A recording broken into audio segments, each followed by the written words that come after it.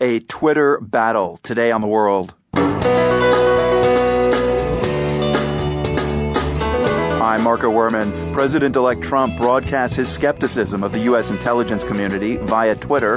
This former CIA analyst says it's unprecedented. We don't have any record of a president-elect going public with disagreements on intelligence assessments and waging this out in the public sphere. This kind of thing has not been done before. Plus, Mexicans come to grips with rising gas prices. You know, it's almost like waking up from a night of binge drinking, since gas in Mexico was subsidized for so many decades, and now we're finding ourselves with a hangover. And a reporter listens to Central American migrants describe their harrowing journeys. It's like sharing ghost stories, but these are real. It's all ahead today on The World. Thank you for being with us on this Wednesday. Let's start today with a tweet, since that is the way President-elect Donald Trump seems to prefer communicating. Last night, Trump tweeted, quote, "The intelligence briefing on so-called Russian hacking was delayed until Friday. Perhaps more time needed to build a case. Very strange. Exclamation mark." End quote. The Obama administration response reportedly came from unnamed officials who were quoted today saying the briefing was always scheduled for Friday and that the intelligence community sees Trump's tweet as adversarial. In a separate tweet, Trump mentioned WikiLeaks founder Julian Assange and seemed to side with him rather than America's own intelligence analysts. David Priest spent his career in the CIA. He published a book last year on the presidential daily briefing called The President's Book of Secrets. Priest was a daily briefer himself for cabinet members under President George W. Bush.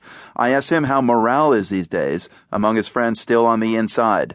I'm not going to comment on anything going on now because I don't have any insight into that, but I can tell you that this is the kind of thing that is simply unprecedented.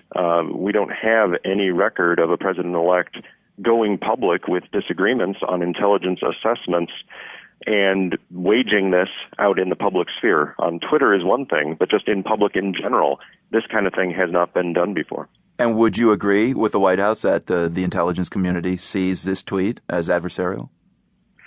Well, it certainly doesn't build a good relationship, and that's been the goal of all presidential transitions on both sides, is for the president to get to know the intelligence community and for the intelligence community to get to understand the preferences and styles and policy direction of the incoming president. And we're not seeing that at the same level in this transition. Yeah, so how do you feel about President-elect Donald Trump's apparent refusal to hear or acknowledge the intelligence assessments about Russia's alleged attempt to influence the election? I'd put one caution out there, which is we don't know what he has seen on this.